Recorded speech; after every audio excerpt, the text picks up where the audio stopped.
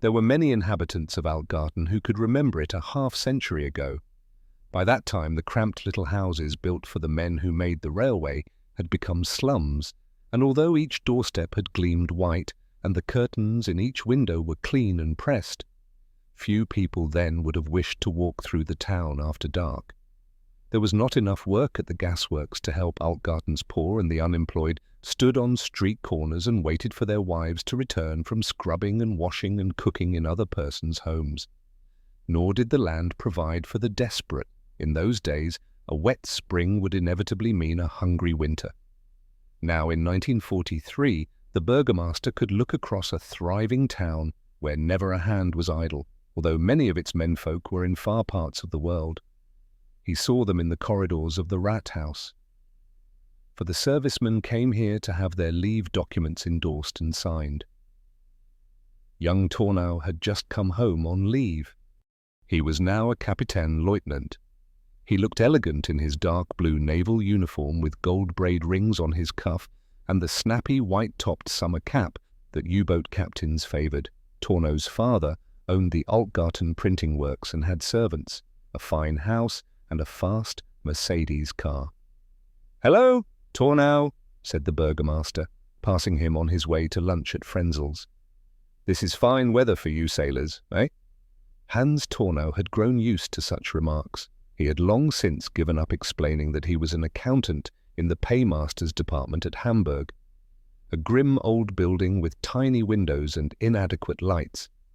As for the ocean, he hated those occasions when he had to take cash to ships anchored in the Elbe, for even the slightest swell made him a little queasy. "Yes, Herr Bürgermeister, it's sailors' weather," said Tornau. All Altgarten envied those citizens who had chosen that weekend to begin their holiday, for the weather promised to be superb.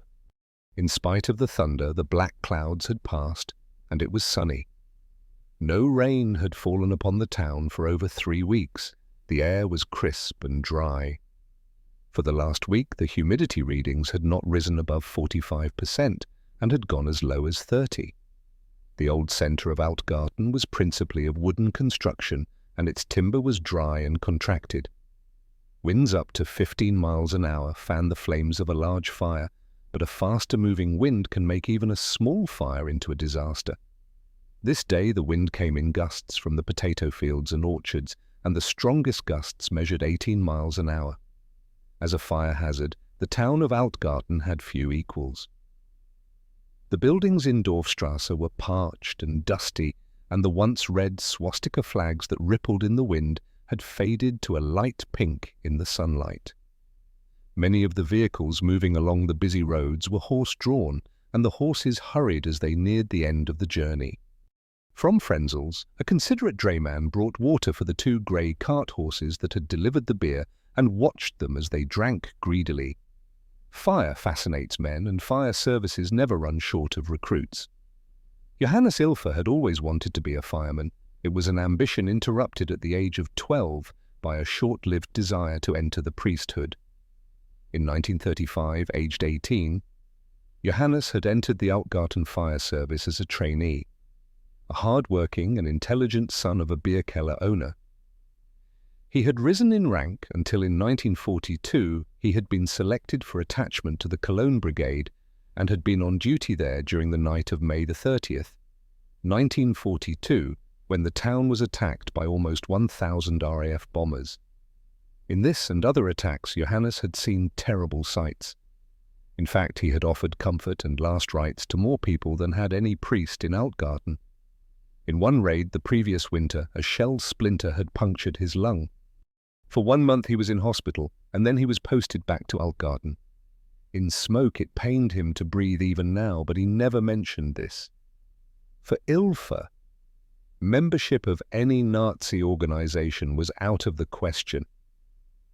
He could still only see the Nazis as the coarse Bavarian toughs who frequented his father's bar and staged fights in order to get away without paying their bill, if he must be a part of their war. Then the fire service provided him with a way of fighting only the evils of it. He was a battle-scarred veteran of 26. A dark-eyed man with short hair, which he kept carefully brushed, and a large moustache of which he was quite proud. His teeth were even and white, and so much water had kept his hands white too, and lately his rank had enabled them to become soft, like those of a girl.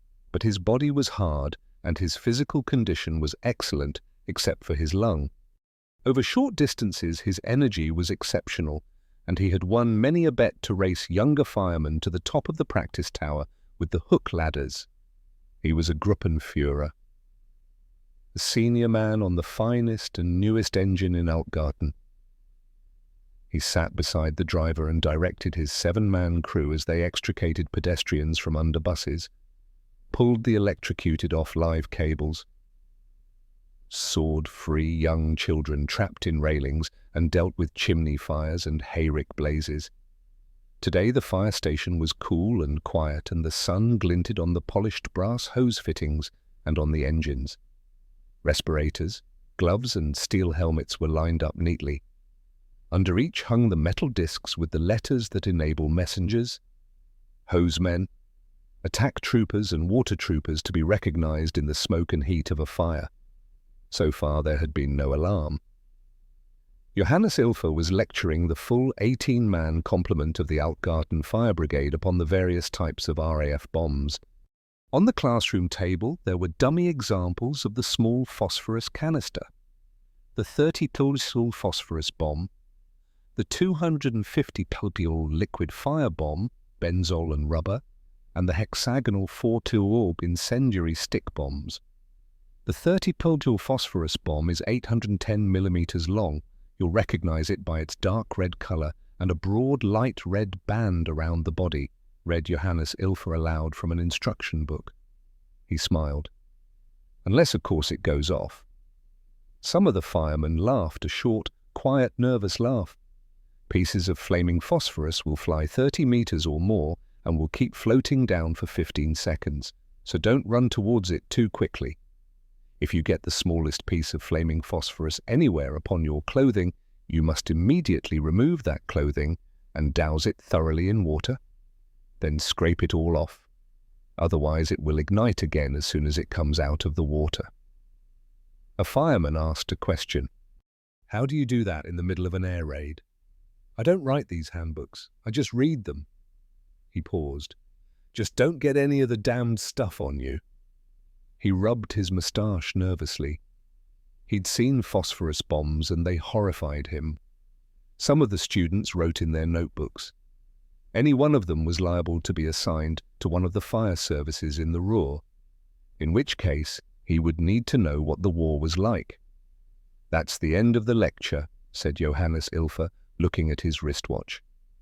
The senior fireman called the class to attention, and when Ilfer had gone he dismissed them for lunch. 7 of the men lived sufficiently near to eat at home, and they hurried to the cycle shed to collect their bikes. The fire station was at the unfashionable end of Münchenstrasse. 2 young Waffen-SS soldiers cycled past it on their way to the shops of Dorfstrasse. The Scheske twins were just 18, and until last month they had never been more than 5 miles from their native town of Insterburg on the Priegel in a distant part of East Prussia. Here in the extreme west of the homeland, so near to Paris and Brussels and Amsterdam, about which they had read in their schoolbooks not long ago, there was so much to see. Even this cycle ride into Altgarten to fetch some razor blades for the guard commander held promise enough for both boys to be carrying their new Exacta cameras. They were shy lads and did not respond to the teasing their Slavic name drew from the race-conscious SS men stationed at the Wald Hotel camp. Everything about the new Nazi Germany was an adventure. Together they had been the mainstay of the Hitler Jugend choir back home, and at party celebrations they were invariably chosen to augment the SA men's choir. Alas, at their camp in Altgarten there was no choir. Mausi had suggested that they find out if there was a choir at the Liebefrau church, but luckily Hannes was in time to prevent him making a complete fool of himself by suggesting such a thing in front of the other SS men. So now they sang lustily as they cycled through the town. It was the chorus that often ended the party meetings back home. When the SS and the SA march up in formation, ta-ra-ta-ta. Firm is the stride, firm is the pace. Left 2, 3, 4. Everyone wants to join. And so one marches today through every little town, and every German girl dreams of this today, because the black SS and the brown SA have what pleases everyone today. And it's the most beautiful thing in the world. They finished it in polished harmony. "We'd better hurry," said Hannes, "or we'll miss lunch." "What must we buy?" "The commandant's medicine from the druggist, razor blades for the guard commander, a smoking cure for the fat fellow in the cookhouse, and I want some colour film. If we missed lunch, we could take some photos of the old marketplace where the vegetable stalls are." "Good idea. Let's miss lunch." An elderly Saxon Tenno engineer named Ueberall, Fuchs to his friends because of his red hair, now turning grey, had also decided to miss lunch. He waited as the two cyclists passed him before crossing the road. "Nazis," he muttered under his breath as he heard the song they sang. He'd heard it as the prelude to many a brawl in which he invariably found his friends ranged against the singers. That was when Fuchs had worked as a diesel fitter for a boat company on the Elbe. As a young man, he'd been a keen trade unionist, and even now he worried that old documents would be found and bring him under police scrutiny. Fuchs was a huge man with giant's hands and a square jaw, but his shrill Saxon voice did not belong to such a man. He, more than anyone else in the pioneer battalion, disliked military life. The previous year, some skilled engine fitters had been released to factory work, but Ueberall's application had been turned down. Now he looked forward only to his card-playing evenings, for it was the nearest thing to being a civilian that he'd managed to find in the army. He liked his two friends very much. Gerd Böll had been a college professor, and Oberzugführer Bodo Reuter never had occasion to remind him that he was also his senior officer.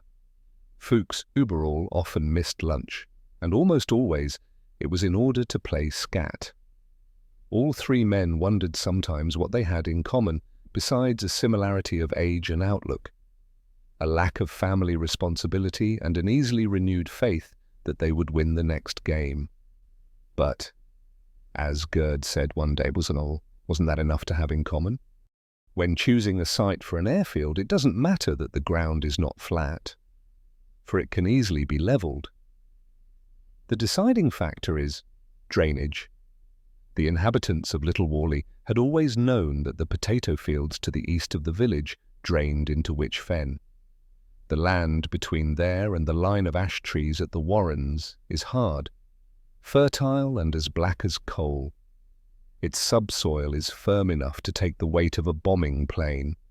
So it was no surprise when, as war began, Air Ministry teams surveyed the place and pronounced it suitable for a Bomber Command airfield. After that came earth-moving machinery, concrete mixers and asphalt pourers. A tarmac cross was drawn across Whalley's countryside, and around it went a road complete with a circular pan for each aeroplane. Men dug sewers and drains, laid water pipes and strung power lines. Telex and phone cables crossed the fields. Corrugated iron Nissen huts appeared as if by magic, huddled together like wrinkled grey elephants, sheltering from the cold East Anglian winds. There were hangars too, black cathedrals higher than the church steeple and wider than the graveyard. Finally, out of the clouds came the sound of an aeroplane, and 10 minutes later, Whalley Fen was truly an airfield. The box-like control tower stood alone, commanding a view as far as Wych Fen. Behind it, dozens of buildings provided the complex necessities of service life from A to Z. Armory, butchery, cinema, dental surgery, equipment store, flying control, gunnery range, hairdresser, instrument section, jail, kitchens, link trainer room, meteorological section, navigator's briefing room, operations block, photographic section, quarters for married officers, radar building, sick quarters, teleprinter section, uniform store, vehicle repair yard, water tower, X-ray department, YMCA hut, and a zebra-striped aerodrome control post. Later there were also added in a large vegetable garden and extensive pig pens. A sign was painted RAF Station Worley Fen and erected at the entrance. The wooden shed there was painted red and white and adorned with a notice: all visitors must report here. In no time at all it seemed as though the village had always known the bustle of 1,083 noisy airmen. Bicycles were stacked outside the bell every evening, and Mrs. Jenkins had had to write no cigarettes on her window in whitewash in order to save a few smokes for her regulars. There were girl airmen too. To the villagers' dismay, they flaunted painted lips and waved hair and worked as hard as the men. Sometimes they were heard to swear as hard as the men, too. They set an awesome example to the village girls. Some said the whole aerodrome was a black Satan's nest and hurried past it after dark, especially if the roar of aircraft was rattling the village window panes like 1,000 furies. Dispersed all round the aerodrome were the squadron's bombers sitting on their tarmac circles. The 6-foot-high fence that surrounded the airfield was little more than a boundary mark, for human logic had torn great holes in it where it had blocked the paths that led from the dispersals to the bell. Even the armed sentries who stood all night at the main gate would, their duty finished, wander off through gaps in the fence to save themselves 100 extra yards walk along the perimeter track. It was through one of these gaps that the Bedford lorry bumped and caused them all to lose their balance. Digby and Battersby hit their heads against the metal uprights. "Hold on!" shouted Flight Lieutenant Sweet from his seat in the cab. "Now he tells us," said Digby as the lorry pulled up in front of B Flight offices. The tail flap crashed open and Sweet took Mrs. Lambert by the waist and floated her down in a movement that would have done credit to the Sadler's Wells Ballet Company. Still holding her by the waist, Sweet gave her a decorous kiss. "Droite du Seigneur Lambert," he called. "The driver will take you to the ops block. Mrs. Lambert, it looks like there's something on for us. It's a good thing that I decided to look in here first." The Lancaster bombers were alive with airmen. Engine mechanics, riggers, electricians, instrument fitters, and radio mechanics swarmed all over the great 4-motor aircraft. The newcomers automatically looked across to the north corner of the airfield. There a group of hillocks looked like prehistoric burial mounds with a concrete entrance to each. It was all surrounded with blast walls and laced with pulleys and tackle. Inside that was the bomb store. Around it were queues of bomb trains. Armourers bent low over fuses and fins and patted the bombs into place on the trolleys. There were general-purpose bombs and high-capacity bombs and target indicators and canisters packed with 90 shiny 4-tube incendiaries. No one was painting "Hello Hitler" on them. That was something the press photographers did. For armourers, there was nothing humorous about a bomb. "Looks like we're on the battle order, chaps," said Sweet. "There's a bit of luck. I'll enjoy putting some he amongst the squareheads." "Bombs or mines," said Digby. "Can't see," said Cohen. The flight offices were a complex of tin huts, which rattled as one by one the engines were tested up to full revs. The sergeant clerk saluted as Sweet entered the shabby little room marked B Flight Office. Eric, the airman clerk, stopped typing and stood up at attention. It was a dismal place. There were 2 filing boxes, 2 tables and 2 chairs. In the corner there was a sink with chipped railway cups and a brown metal teapot upside down to drain. A notice board on the wall was crammed with ancient announcements and memos. The blackboard was marked to show the serviceability of B Flight's Lancasters. Above it, Sweet had had the lettering bod write "B Flight Bombs Best" in Saxon lettering. There was a dirty smudge under it where another opinion on the subject had been clumsily erased. "Good morning, Percy. Good morning, Eric," said Sweet. "Are we on?" "Yes, sir. Maximum effort," said the sergeant. "I hear you're making a book on the squadron cricket match on Saturday. Eric, put me down for 5 bob." "On us?" "Sir?" said Eric. "You cheeky sod," said Sweet. "Aren't I the best batsman in the group?" "That's it, sir." Sweet smiled appreciatively and patted Eric's shoulder. Sweet picked up a tin of pennies and shook it. A hand-lettered label said, "Village Children's Xmas Party." Last year and the one before that. The clerk Eric Sedge and LAC Gilbert, the squadron artist, had arranged it, but this year Sweet had put the full force of his persuasive personality behind it. Smilingly, he demanded contributions from all ranks and insisted that any raffles or sweepstakes held among the lads of B Flight must pay 10% tax to the Christmas party. How much more since Friday? "Eric?" Sweet rattled the tin again. "A few pennies." "Sir?" "Get the names in the book. I don't put down less than 6pence. Get them all in the book. Eric, it's only fair. Then at Christmas we'll see which section has contributed most." "Yes, sir. And put the teapot on." "Eric." Sweet walked through the door, marked B Flight Commander. It was very hot inside, and a wasp was buzzing hysterically. Sweet hit the wasp with a rolled-up copy of Picture Post and then opened the window. He scooped up the wasp and put it outside. He leaned out far enough to see Lambert talking to his wife. Sweet inhaled the perfume of freshly cut grass and looked long enough at 2 airmen on fatigues for them to go back to work. Sweet sat down at his desk. Over it, a poster with the slogan, "Bread is a munition of war. Don't waste it," had a Johnny Walker label obscuring the first word. The office was equipped from many sources. There were pub ashtrays, a cinema seat, a Victorian wardrobe containing Sweet's working uniform, and some spare flying kit. There were also a small stove with a homemade chimney, a threadbare piece of antique carpet, and a suitcase full of gramophone records, including a course in spoken German. Through the window were the Lancasters he commanded, standing on the skyline like a frieze. Sweet's own plane was S for sugar, although by now he had persuaded almost everyone on the squadron to call it S-Sweet. It was the newest aeroplane on B Flight.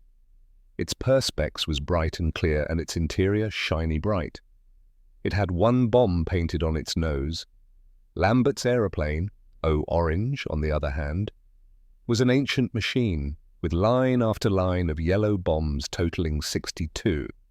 From outside it looked the same as the other bombers, covered for the most part in black matte paint with dull green and brown on the upper surfaces. But if you went inside and looked at the bright alloy formers in its nose and wondered why the port side of the interior had dulled and tarnished while the starboard interior was gleaming fresh silver metal, you might guess that it had not escaped unharmed from its 62 trips.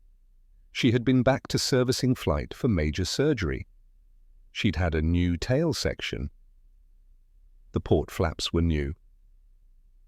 And the nose and port wing had several riveted plates where flak had holed her. Bomb doors were the most vulnerable part, and this plane had used up 8 of those. When Lambert's crew had first got her 15 trips ago, they had looked with silent awe upon the battle-scarred machine until Mickey Murphy, the flight engineer, said, "A creaking door hangs the longest." Digby christened her Creaking Door. The machine seemed to revel in the name, and although she flew like a bird, the tail section did creak a little, especially over the target. Or so swore Flight Sergeant Digby. If one hadn't known what a cynical, unimaginative type Digby was, it would be easy to accuse him of sentimentality about Creaking Door. It had cost him many pints of beer to hear its life story from Flight Sergeant Worthington. For bombers belonged to the ground crew. Air crew only borrowed them. Creaking Door was one of the very first Lancasters ever built. The factory was producing a disastrous two-motor aeroplane, and as an emergency measure the designers asked if they could try putting 2 extra motors on it. The Air Ministry experts said no. The factory ignored them and begged, borrowed and stole bits and pieces in order to try it anyway. That's how the best bombing plane of the war was designed. What a typical Pommy fiasco. I told my father that it was a fine example of British engineering genius, said Battersby. An accident. Sport.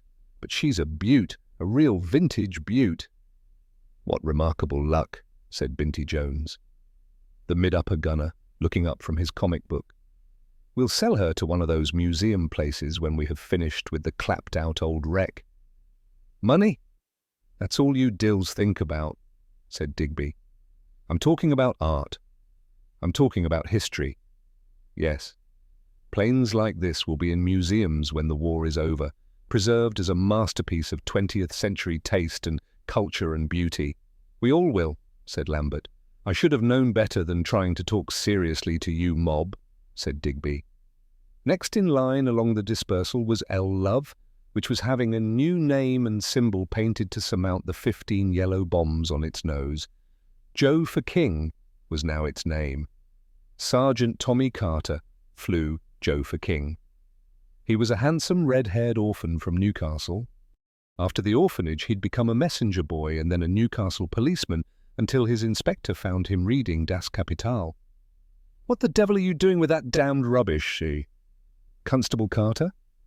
It's for my evening classes, but, sir, I've got Mein Kampf here in my other pocket.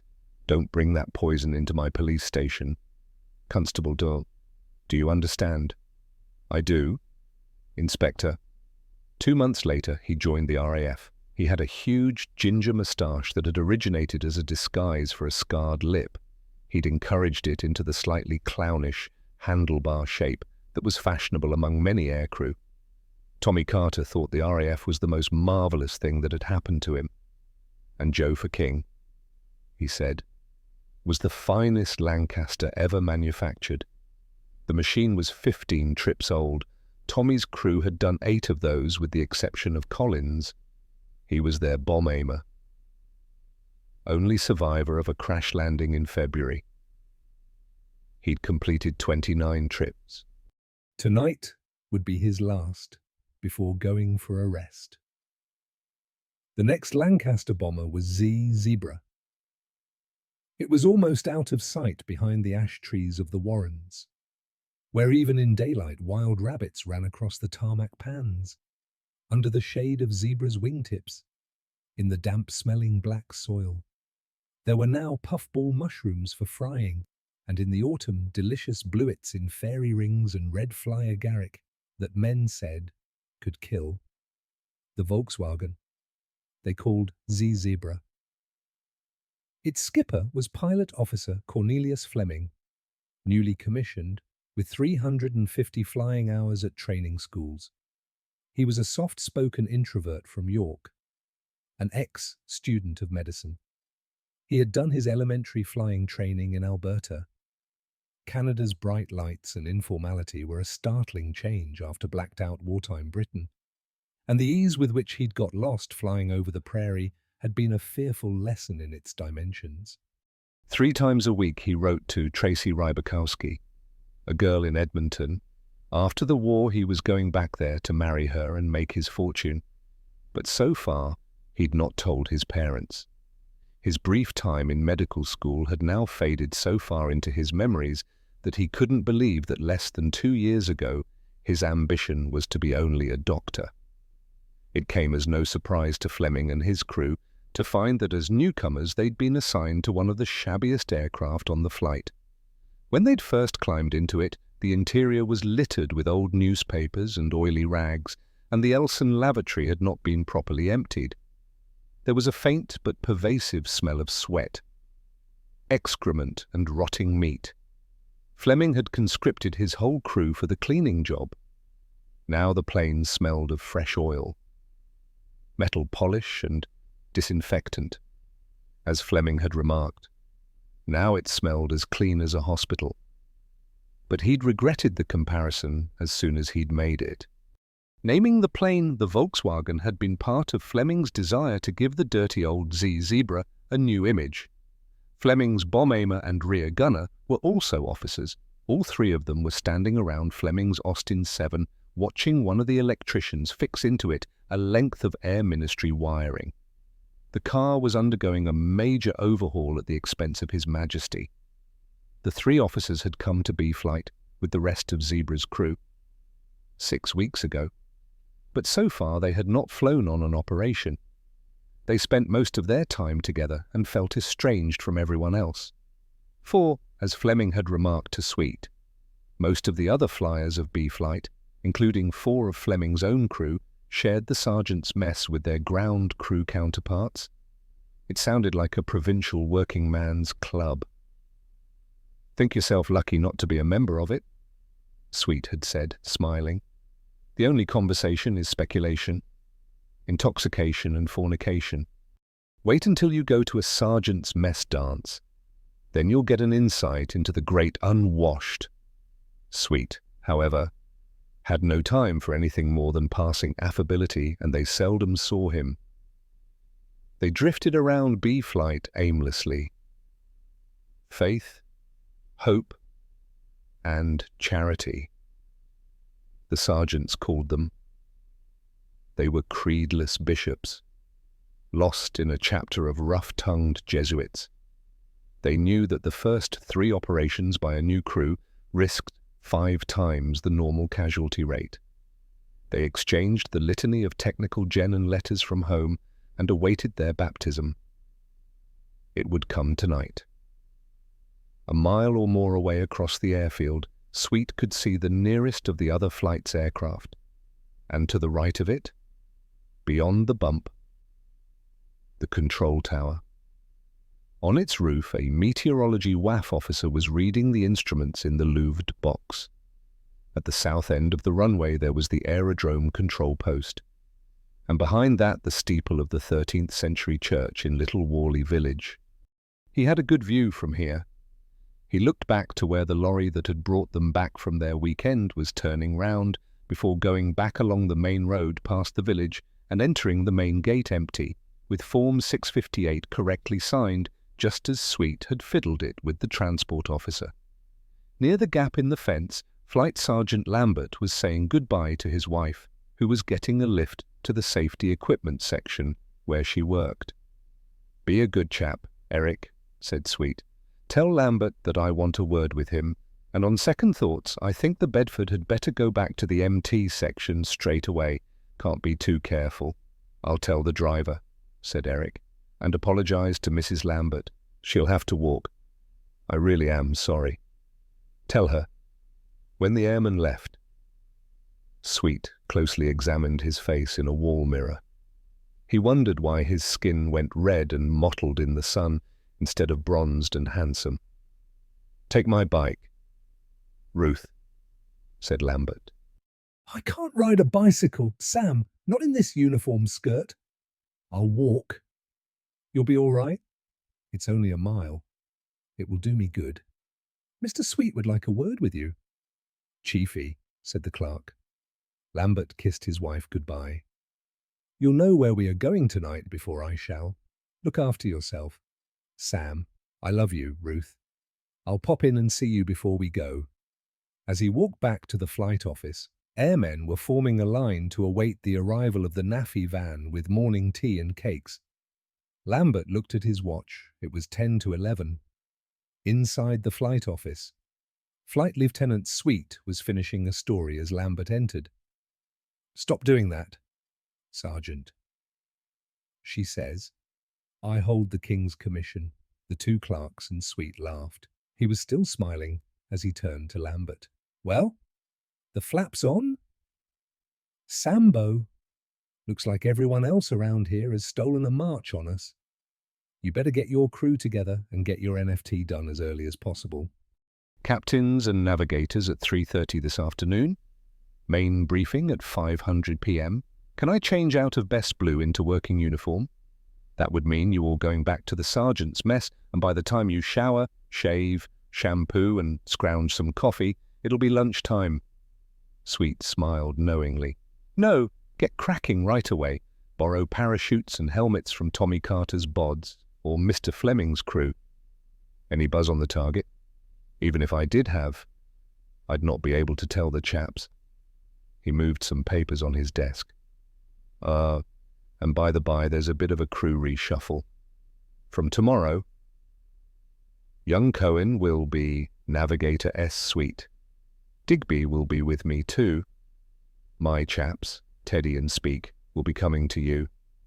You're damned lucky to get them. Sambo, they're damned good blokes. Transfer, said Lambert in amazement. I know it's damned rotten for you. Sambo, it's just the sort of thing we all hate happening when chaps are crewed up and happy. But Cohen is a raw kid. I'm going to have to nurse him a little. Sweet found a packet of cigarettes locked in a desk drawer. He rarely smoked, but now was an exception. He offered them. Lambert declined. Sweet exhaled the smoke urgently. Look, I know what you are thinking. Sambo? But this is the last thing I wanted, I can tell you. He found a packet of peppermints in the drawer and offered one of those to Lambert, but he shook his head. Your navigator stinks. And that bomb-aimer Speak is what's keeping you at the bottom of the photo ladder, said Lambert. I don't want to fly with them. You took Mickey Murphy, my engineer, last month, after we'd had 15 trips together. Isn't that enough for you? So that's it, said Sweet. It's just because you think it's a bad swap. Had it been Grim, that Duff wireless operator of yours, you wouldn't have minded. Well, I don't run my fights like that, my friend. Of course I would have minded. Jimmy Grimm is one of my crew. I don't want any of them shuffled around like nuts and bolts. They rely on me to look after them. All of them. Sweet put his cigarette down and came round his desk. He put a consolatory arm around Lambert's shoulder. Now, Sambo, you're upset. Don't say something you might regret. I hate unpleasantness. Any sort of unpleasantness, you know that. Yes, thought Lambert, providing you can get your own way without it. Look, old chap, said Sweet, the new arrangement won't take effect until tomorrow. It's not my idea, you have my word on that, you need some bloody chair-born wonder in the ops block. Take it easy. We may all have gone for a Burton by tomorrow, eh? Sweet smiled in an effort to cheer Lambert up, but failed to do so. If that's all, sir, I'll get started. Good show, Sambo. He squeezed Lambert's arm affectionately. Look, and about this damn business, tomorrow I'll get the CO in a corner of the officers' mess and threaten that you and me will do a low-level attack on Air Ministry if he doesn't let you keep your crew intact. I want to speak to him myself, said Lambert. You've no idea what a blimp he is. Old buffers like him are a menace to all of us. It's no good you even asking for an interview. You'll just have to trust me. If I can't squeeze it out of the old man when he's got a couple of nips inside him after dinner, there's no chance of you doing it in the cold light of dawn in the squadron office. Sweet laughed reflectively. Then he asked, You've not reconsidered the cricket team. We're playing Besteridge at the weekend. They've got a strong side. I'm committed next weekend. Sir, said Lambert. Pity. It might have made all the difference to the old man's attitude. Lambert said nothing. Sweet said, Think it over. Sambo, a couple of cricket victories, especially inter-command victories, could put you well in with the old man. And with me, he smiled to show he was joking. Not that I won't do all I can for you anyway, Adult. You know that. There was a knock at the door. It was Flight Sergeant Mickey Murphy, the engineer who had recently been transferred from Lambert's to Sweet's crew. He was a huge Irishman with a white complexion, a square, protruding jaw, and a gap-toothed smile that he used between sentences as regularly as he breathed. He glanced at Lambert and smiled. Well, said Sweet, Did you find the trouble with the undercarriage? That we didn't find, said Murphy. We've bled her out and she's as nice as ninepence, but we found no fault unless it was the microswitch playing false. It wasn't the switch, said Sweet. Did you try the lever a few times? Asked Murphy, but Sweet threw the questioning back at his engineer. Are you sure you switched the indicators over to their reserve? Paddy? First thing I did, sir, bzz. Call me Skipper, for God's sake. Paddy, Sweet insisted. It's that hydraulic fluid. I told you I wanted only in Tava 675. At this time of year it can make no difference, Dean, said Murphy. I still think there was nothing wrong. All the undercarts stick sometimes. Lowering the lever a couple of times will often do the trick. No need for the emergency compressed air. It's a big job once the compressed air is in the system. I'll decide when there's a need to use the compressed air. Thank you. Chiefy, how soon will she be ready?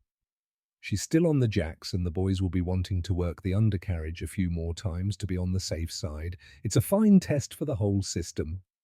After that, we re-inflate the emergency air bottle, top up the reservoir, sign the 700 and off we go. Flight Sergeant Murphy smiled nervously. For God's sake, stop grinning, Paddy, said Sweet. Sis Sweet has got a date over Hunland tonight and I don't intend to miss it, so get mobile. And this time, don't mix the hydraulic fluids when you top up. Murphy was about to explain what the handbook said about hydraulic fluids, but finally nodded. These engineers just want to blind us with science, said Sweet to Lambert after the man had left. Yes, sir, said Lambert unenthusiastically. That's the spirit. Sambo, all any of us want is to make B-Flight the best damned bomb delivery service in East Anglia, eh? Lambert didn't answer. Sweet gave Lambert an encouraging smile, for he didn't want him to feel annoyed about losing men of his crew. It was Sweet's especial pride that he was one of the most democratic officers on the camp, he might almost say the most democratic. It had become a standard joke now that at the sergeant's mess dances Sweet would turn up wearing a sergeant's uniform. Sometimes he could be persuaded to sing Tea for Two close to the microphone. The sergeants appreciated an officer who knew how to be one of the boys. It would need only one miserable bastard like Lambert to spoil the whole atmosphere. Eric the clerk looked round the door. Will you be wanting transport to the officers' mess for lunch, sir? Affirmative, son, said Sweet. It was only a quarter of a mile by the short cut, but the path was always muddy. Last week he'd felt a perfect fool when some ass in the mess had pointed to his shoes and said, Been running B-Flight through the assault course. Sweetie, nothing like it for working up an appetite. Even Monroe, the squadron commander, had joined in the laughter. Good thing the group captain hadn't been there at the time. The groupie was a real old Sandhurst blimp, fussy as hell about officers' appearance, no flying gear in the mess, beneath that, not even roll-neck sweaters, and him leading the officers into meals like some old dowager duchess saying, I'm employed to kill Huns, as though he'd actually seen one through a gun sight. Still, the buzz was that Monroe was getting a station of his own. They might decide to give a flight lieutenant his scraper ring and a chance at the job. Righto, Sambo, my lad. Off you go on a night flying test. And then, oh, by the by, Lambert. Lambert turned. The armourers have removed a panel from your rear turret. You authorize that? I did. Lambert's attitude made Sweet think that perhaps a higher authority had ordered it. He trod warily. What's the idea? To see better than through clear, polished perspex. You opened this window just now to see what I was doing. Sweet smiled. Lambert said, Anyway, the perspex was badly marked. The sergeant armourer was about to change it. I decided it was worth a go. Again, Sweet smiled. It's just a matter of good manners. Flight. As your flight commander, it would be nice to be informed. Written memo on your desk last Thursday, pal. It came back signed, So we went ahead. Yes, quite. I meant keep me informed how it works out. A good idea of yours. Lambert. Sergeant Gordon's idea, sir. Sir. If it works, he deserves the credit. Okay, Lambert. Off you go. And don't forget the Christmas party tin on your way out. Laddie. Lambert, who was 4 years older and 6 inches taller than Sweet, saluted and left. When Corporal Ruth Lambert had walked a little way along the road, she overtook the Bedford lorry that Sweet had sent away. It was waiting for her. "Jump in, Mrs. Lambert," said the driver. "Thanks," said Ruth. "Bloody officers," said the driver. As the lorry passed near to where Creaking Door was parked, one of its engines started. 4 birds, frightened by the noise, flew out of the hedge in front of the lorry. The driver braked in time for the birds to climb steeply into the sky. "Crows," said the driver. "Where I come from, they say, 1 for sorrow, 2 for mirth, 3 for a wedding, 4 for a birth." He glanced at Ruth and grinned. 4 for a birth, he repeated. 3 of those were rooks, said Ruth. "Oh well," said the driver. "I don't believe any of that stuff anyway." Other motors started, until the noise was shattering. Flight Sergeant Worthington waited for Lambert. They walked without speaking to the aeroplane. Flight Sergeant Worthington had been in the RAF 28 years. His overalls were pressed and starched, and his tie was knotted tight against his collar. His face was red and highly polished, and he could climb inside a greasy engine and emerge without a hair out of place. He regarded all airmen who had joined the RAF after war began as nothing better than amateurs. "Which war?" "Laddie." The way in which aircrews were automatically given sergeant's rank and membership of the mess he saw as a terrible heresy. Some evenings, when the weather was bad, he'd sit at the bar, with pints of beer arriving automatically at his elbow, while he told his fellow men of his peacetime odyssey to this Ithaca. He'd tell of bloody April 1917, the rigours of the Khyber Pass, the boredom of Habanea, and the cruelties of Uxbridge Depot. Whether or not he noticed that the young aircrew were the most dedicated part of his audience and kept the beer pots coming was not certain. But lately his tirades were more jocular than venomous. Lambert had joined the regular RAF in 1938. In Worthington's eyes, he was one of the few real airmen on the camp. It was January 1936 when Lambert became a part-time airman.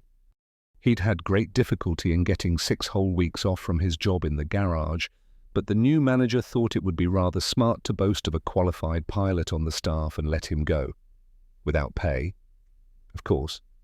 Lambert went to an airfield in Scotland and was the first of the volunteer reserve sergeants to be trained under the new scheme. At the end of his course he had soloed, and from then on every weekend, wet or fine, was devoted to training. He flew Hawker Harts and sometimes, as a special treat, a Fury. To be nearer the aeroplanes, he got a job as an aero-engine fitter at the flying club that shared the field with the RAF reservists. Now and again the club would let him air-test a light plane, or even instruct. Take him up for a spot of duel, a few flick rolls and a loop. No spins, and for the Lord's sake don't let the silly little bastard try a landing. Thanks. I'd like to do that. There's no one else here. Lambert. And I can't leave the office. In 1938, the RAF offered any VR pilot with more than 250 flying hours a chance of 6 weeks with a regular RAF squadron. Lambert volunteered immediately, and after 6 weeks flying Hurricanes, he joined the regular Air Force. He was disappointed to be assigned to twins, especially when war broke out and his old VR squadron was given Hurricanes. However, twin motor aircraft proved to be a new sort of complication, and he liked the challenge. When after a tour on Wellingtons and a DFM he first got his hands on a Sterling, his envy of fighter pilots disappeared, never to return. The 4 motor planes made him happy, and if he had to be in the RAF in order to get hold of one of them, then he would put up with it. Worthington put his spectacles on and studied the snag book before looking at creaking door to compare it with the initials of the men who cared for it. For Worthington also felt possessive about these aeroplanes. As he saw it, the Air Ministry had wisely put this aeroplane into his good keeping. Without regarding the bomber as his own personal property, he was a little disquieted when Lambert and Lambert's amateur crew took it away overnight and subjected it to indignities and aerobatics and corkscrewing. Sometimes they brought it back damaged by chunks of enemy metal. Worthington ushered Lambert through its entrance, like a lecherous medico with a young girl. Worthington stroked and caressed each grip and bulkhead as they passed through the aeroplane. Her walkways and handholds gleamed like fine silver where so many other men had done the same. It was dark and confined in the slim belly. No wider anywhere than the smallest of today's motor cars. They had to crouch as they moved forward, but Worthington continued to speak. His voice was resonant, and to punctuate his words he tapped with his knuckles, and the metal sang a note of anxiety and affection, like a nervous patient under the scrutiny of a specialist. "She's a game old bitch, Sam," said Worthington short, "but she's not getting any younger." He allowed Lambert to fit himself into the narrow pilot's seat and took a quick glance out of the window to be sure that his fitters were hard at work on the starboard inner engine. That starboard generator was giving us half a volt this morning on the run-up. We found a wiring fault, but I'm still suspicious of the Jenny. It's reading high. Your engineer is going to watch the readings on the air test. Worthington allowed himself a smile. I've given the poor kid a good drilling about it because the accumulators will explode if he lets a big overcharge build up, oxygen and hydrogen. See? Yes, I had heard. Worthy. Lambert touched the control column and rested his feet upon the rudder bar. Yes, well, one of these days you'll be glad I'm a bit of an old woman. He discovered a mark on the perspex and cleaned it with his newly laundered white handkerchief. Is that the only thing? The Jenny. Apart from that, she's bang on. The squadron average oil consumption is 13.2 pints an hour. All of Creaking Door's motors are better than that. 11.5, 12.8, 10.5, 12.4. A good bus. In fact, a bloody good bus. Worthington gave Lambert the snag book. NFT right away. Chief, could you ask the sergeant's mess to save 7 lunches? Meat pie, said Worthington, or what they call a meat pie. Horrible stuff. Does Mr. Sweet know what the target is? If he does, he's not saying. With a full moon, perhaps we'll be gardening. Worthington shook his head. Bombs, lots of high capacity. Incendiaries galore. It's a town. Target indicators too. We are on number 2 tanks, 650 gallons of juice, at $1 gallon a mile, plus 10% for stooging around 300 miles away. We can't go far on these short summer nights, said Lambert, still avoiding the unavoidable. The Ruhr, said Worthington. Happy Valley, said Lambert dolefully. That will cheer the boys up. If that bloody Jenny plays up, bring her back. Don't try to press on, okay?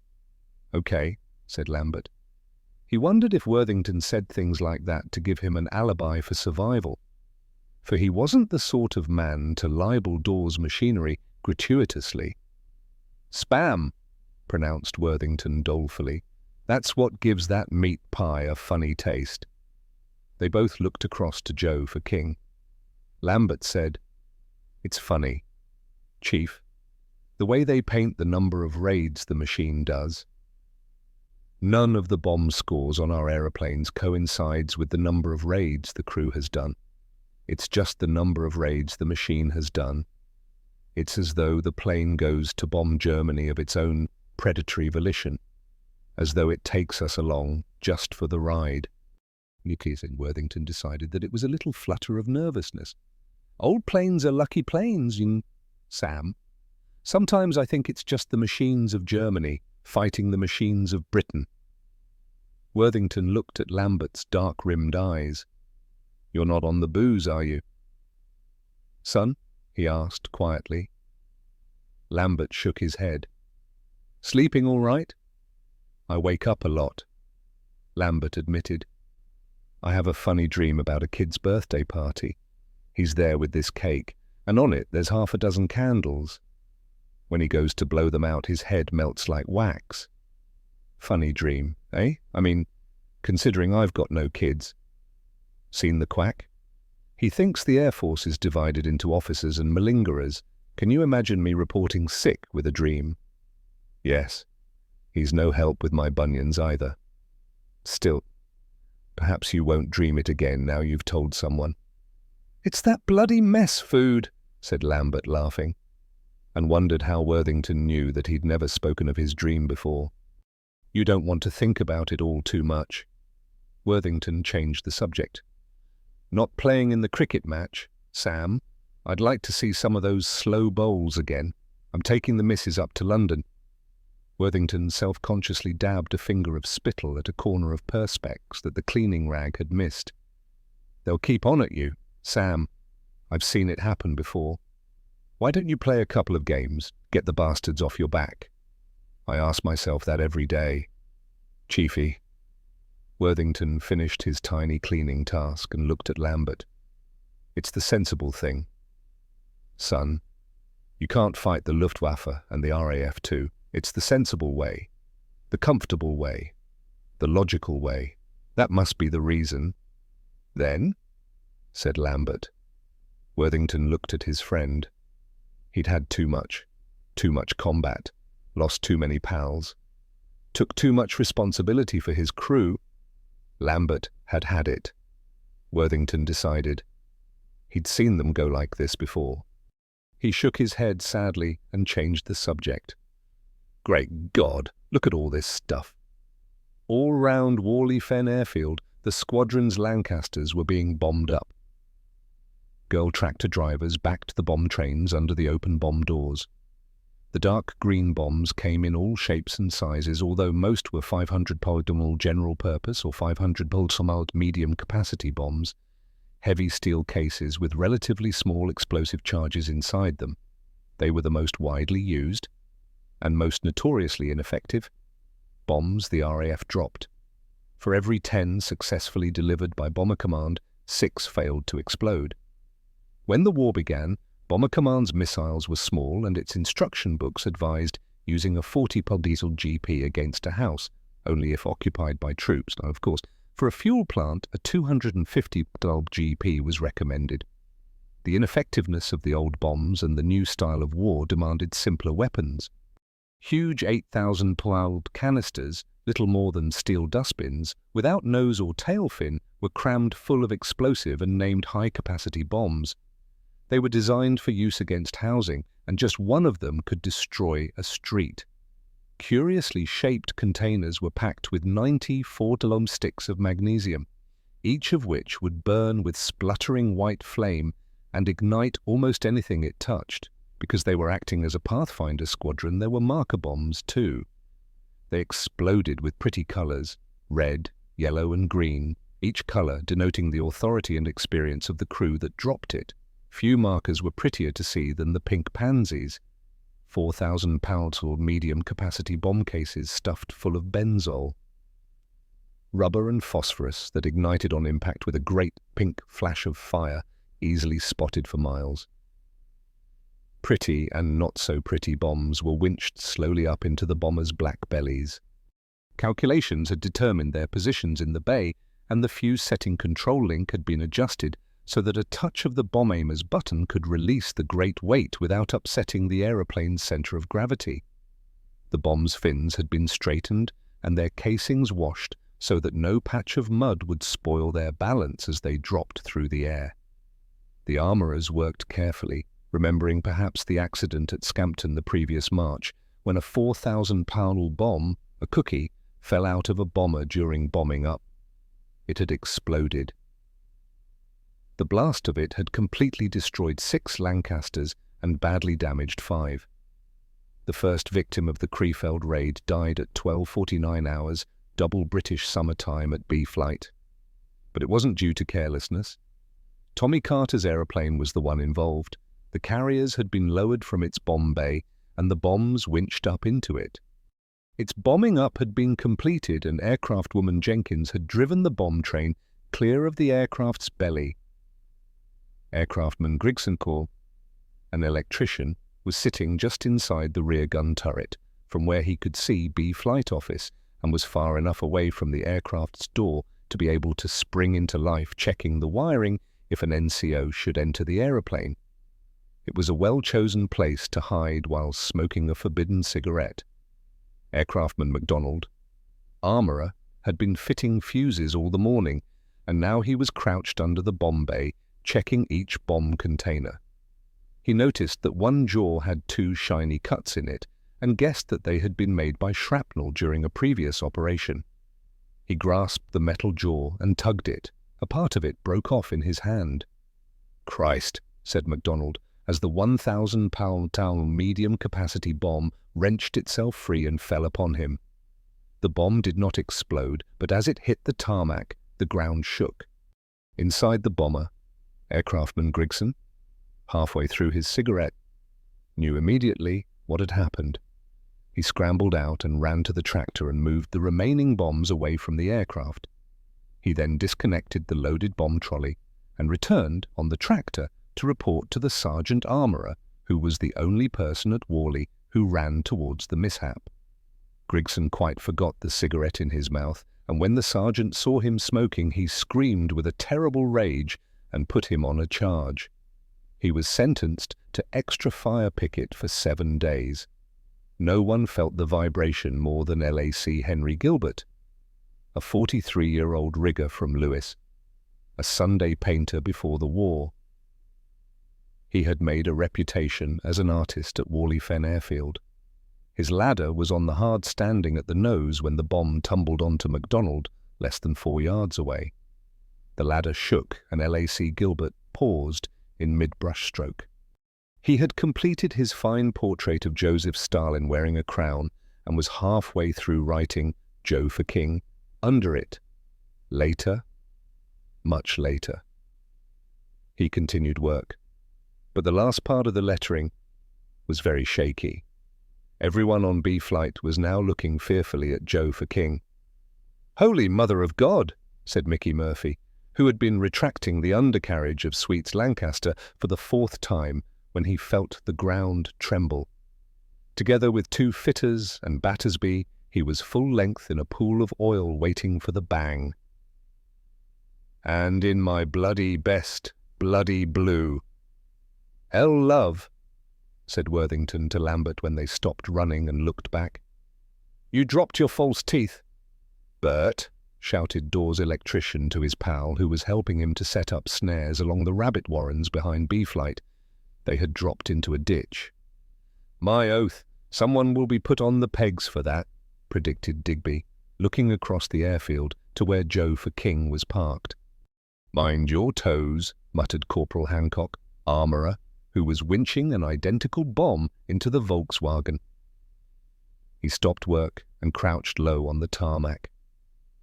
Fleming and the other 2 officers of his crew, who had been watching Corporal Hancock's work, didn't flinch. They looked at each other but said nothing. It took 45 minutes to fit a new jaw in Joe for King. By that time the bomb, the inside of the starboard bomb door and the tarmac had been hosed down by the duty crew. The ambulance had come and gone, and so had Groupie. The adjutant and the squadron medical officer, 2 firemen in new white asbestos suits, had spent 30 minutes wearing looks of bleak disappointment.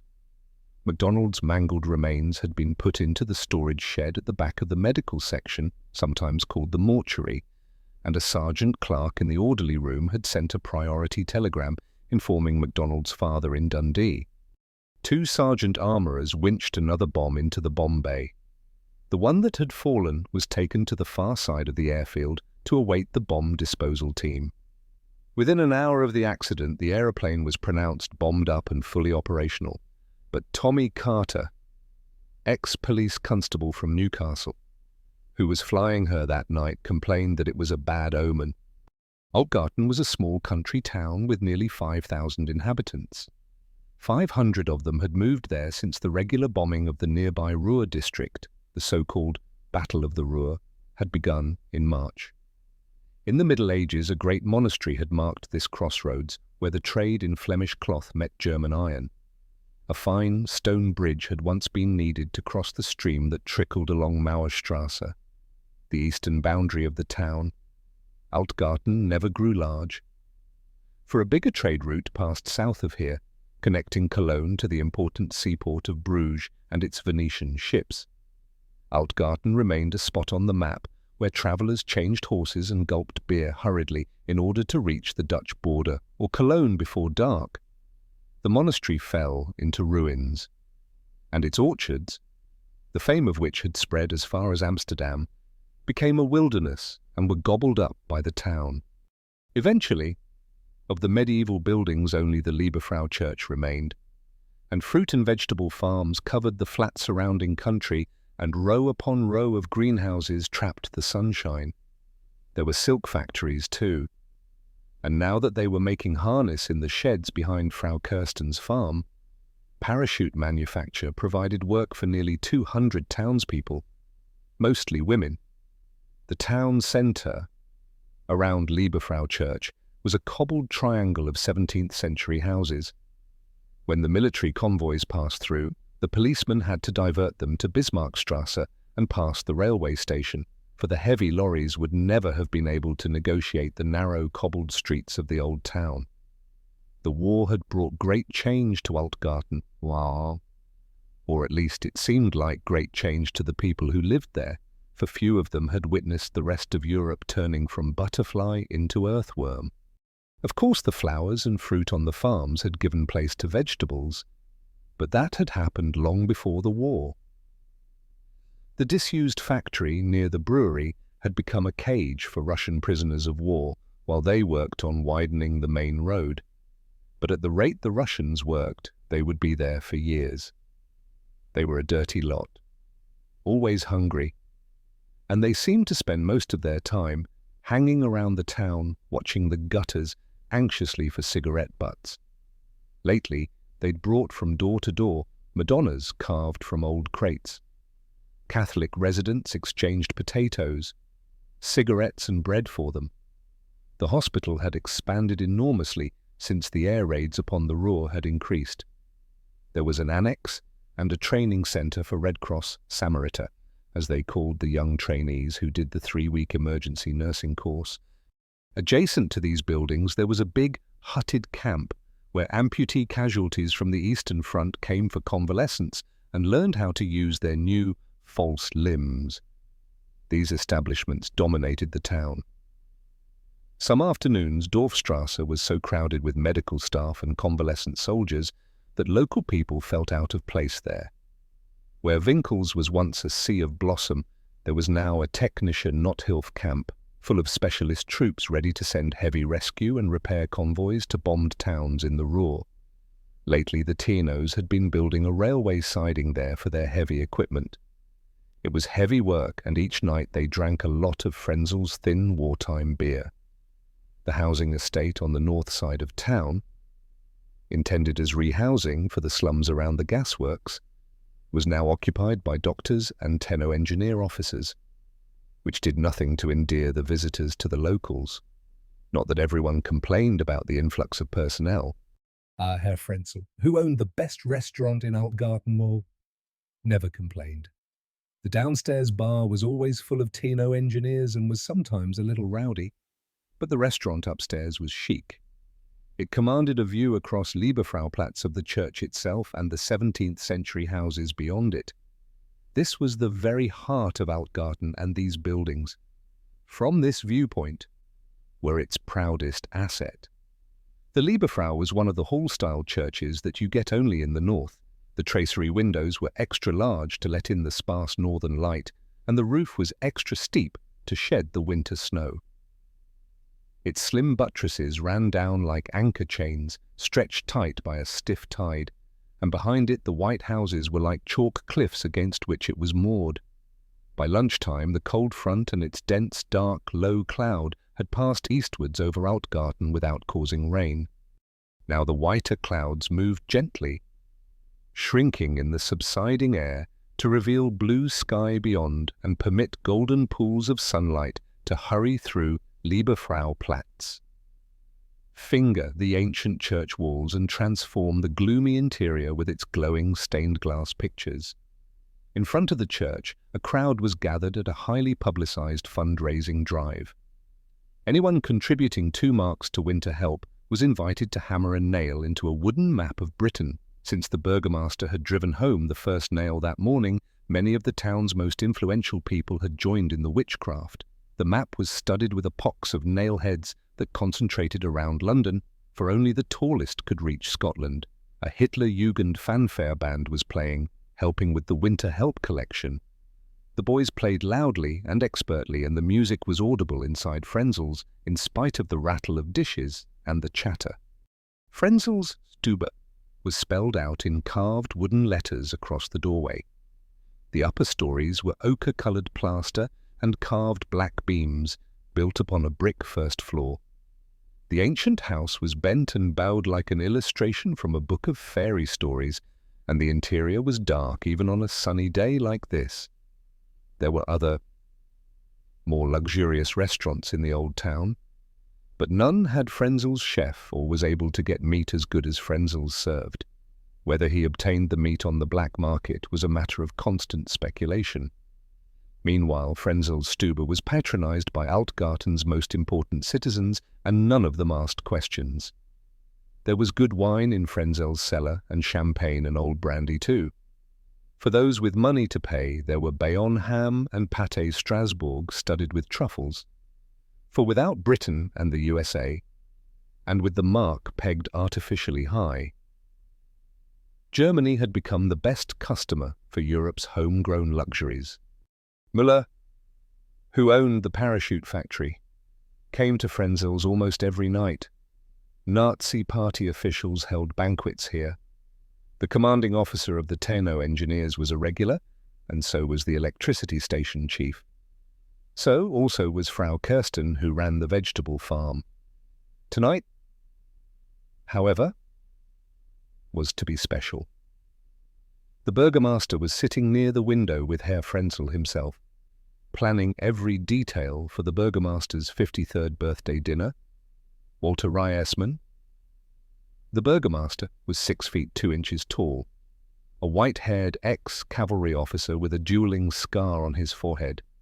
He had joined the Nazi Party in 1928 when dignified upper-class members were in short supply.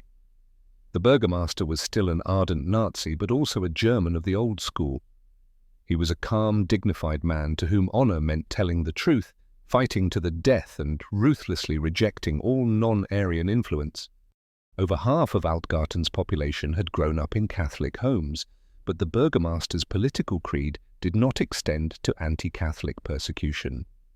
The crucifixes in the Volksschule had, of course, been removed and destroyed, and there was no longer any religious instruction, but no policeman had ever been posted at the church to record the names of worshippers, as Herr Reisman had boasted at a party gathering in Dortmund. No non-Jewish citizen who is prepared to march forward with National Socialism to victory and honor need fear injustice from me. But the burgomaster's greatest and most popular triumph was a bureaucratic one.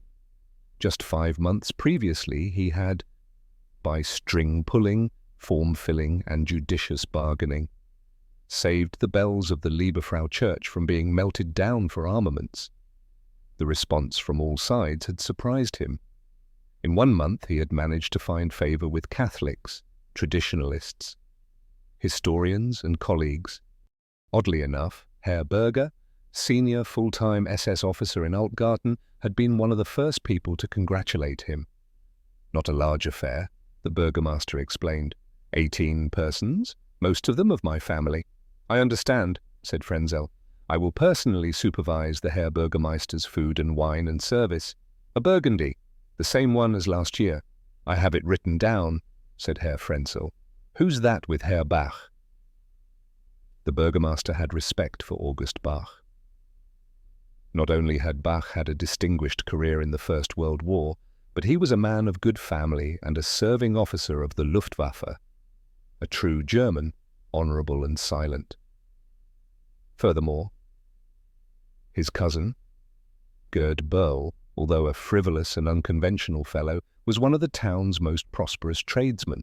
Mind you, if Bach had paid a little more attention to practical politics, he could have done far better for himself than Oberleutnant's rank. A man with the blue max, the highest decoration of the First War, at his throat should be a general. What couldn't the burgomaster have done if he'd had that medal? His housekeeper, said Frenzel without looking up, for he had already surveyed his restaurant and amended his knowledge of his fellow citizens. "He's lunching with her?" asked the burgomaster. "Yes," said Frenzel. "How long since his wife was killed?" 13 months, said Frenzel, who had already calculated it. "She's a very beautiful girl," said the burgomaster. "A beautiful girl," agreed Frenzel. "Her father is from Breslau, a high-ranking official of the propaganda ministry." "Indeed?" said the burgomaster. He fingered the party badge in his lapel. August Bach was seeing an Anna Louisa that he had only suspected might exist. She laughed readily and was delighted with everything he said and did.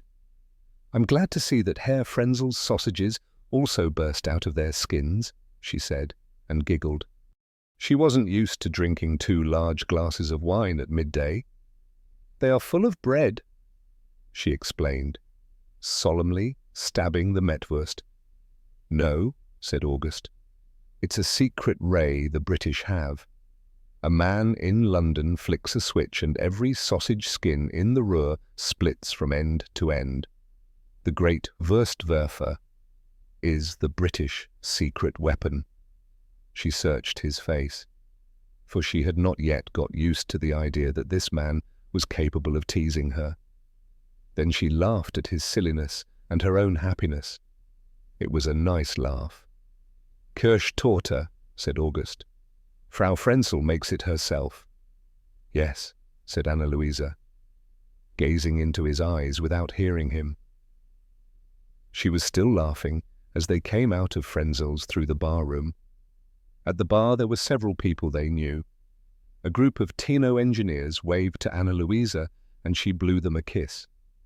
"They are friends of little Hansel's," she explained. "Last week they took him for a ride on the heavy crane. He loved it." "Everyone likes your little son, August." They had walked only a few paces along the street when they heard a voice calling August's name. Across the road there was a grey van with the name Gerhard Böll painted on its side. Gerd himself was driving. He got out and came across the road. Gerd Böll had been a widower for 4 years. He was a cheerful little man, with long arms and large powerful hands, which combined to make him look like a laughing bald gorilla. This resemblance Gerd did nothing to disguise, and after a few glasses of the schnapps which he distilled in the garage behind his grocer's shop, he would swing around lamp-posts and frighten people, picking their way carefully through the blackout. At least, he used to frighten passers-by in this way, but by now too many local inhabitants had grown used to it. Gerd Böll's practical jokes were often of a more complex nature that befitted a man who had once been a doctor of engineering at Leipzig University. Gerd Böll had 2 grocers' shops in Altgarten and a relative managed another one in Krefeld. Each evening he reported with his van to the Air Raid Defence Office at the Rathaus. For putting his van at the disposal of the Luftschutz, he was eligible for 60 litres of petrol per month. After particularly heavy air raids upon the Ruhr cities, Gerd took his van to the bombed areas to help. Sometimes at the bar he would tell hair-raising stories of the death and damage he had seen, and the Tino engineers would add tales of their own. "August," he called, "I've been looking for you. I stopped by at the house hoping for some of that real coffee." "What is it?" "We were shopping this morning." "It can wait," said Gerd. "I didn't know you were with Anna Louisa." "We are going to be married, Herr Böll," she said. August's cousin looked so surprised that both Anna Louisa and August laughed. Is it so awful? Anna Louisa asked him. It's wonderful news, said Gerd Burl. It looks like it, August said. I'm sorry, said Gerd. Herr Oberleutnant, called a rough voice from the roadway. Parked against the curb, there was a Kubelwagen, the military version of the Volkswagen. Its camouflage was hidden under ancient mud, and its equally dirty windscreen was folded flat upon the bonnet. There were dents in its side, and 4 rusting bullet holes ran in a line above the rear wheel. The car bore SS registration plates, and the rear seat was piled high with kit. In the front sat an unmistakably Russian driver, and alongside him a Waffen-SS officer in a very battered leather coat and dust goggles. The officer threw Bach a perfunctory military salute. There is an SS unit here? He looked at Anna Louisa appreciatively. The Wild Hotel, said August. Which way? Gerd said. Go to the end of this road and then turn right, following the old walls. The Wild Hotel is where the trees begin. You'll see the black and white sentry boxes. Thank you, said the officer. It's no trouble, said Gerd. Heil Hitler, said the officer. He glanced at Anna Louisa again, and without waiting for Gerd to return his salute, he gave the driver his instruction in a language unknown to the others. They watched the car pull away with a roar. It steered round the horses and carts that moved slowly past the Lieberfrau church, their metal wheels rattling on the cobblestones like drum rolls. They stared after it for a few minutes. What was it you wanted? August asked Gerd. It can wait until your next leave. I'll be back here in 2 weeks, said August. That's fine, said Gerd. All 3 looked at each other in silence, wishing to break away, and yet not knowing how. I go back to my unit in an hour, said August. But first we must buy a ring. And then I will write to Anna Louisa's parents. I mustn't delay you, said Gerd, but he didn't take his leave. There's something wrong. Gerd. Gerd took August's hand and gripped it warmly. Enjoy yourself, August. And you too. Anna Louisa. There is little happiness in the war for anyone. They walked slowly across Lieberfrau Platz. He's usually such a cheerful man, said August. Gerd drove past them and waved again. He's a funny man, agreed Anna Louisa. Everyone says that he's the jolliest man in Altgarten. He's not jolly today, said August Bach. He's in a very strange mood. Anyway, it didn't rain, said Anna Louisa, anxious to make him smile again. That's true, said August, smiling down upon her and hugging her arm secretly. Although they say the farms need some rain, the countryside is very dry.